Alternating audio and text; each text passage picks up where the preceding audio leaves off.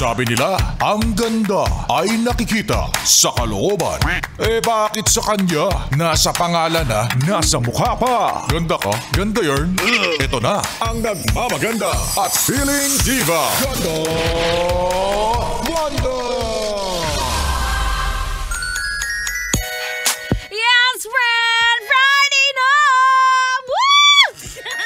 Sobrang OA ko na naman. Masayang araw para sa mga yes friend kong may mga jowa dahil ayan, magsisidate na naman sila sa weekend. Kaya kahit weekend traffic.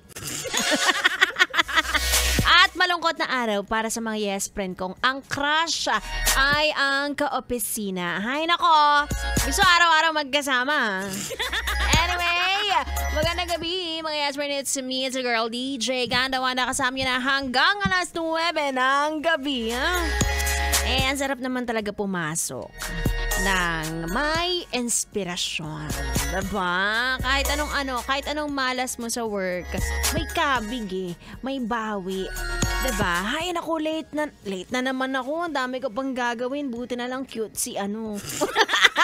Diba? Ang daming pinapagawa ni boss. Tapos paglingon mo, nakikita mo siya. Diba?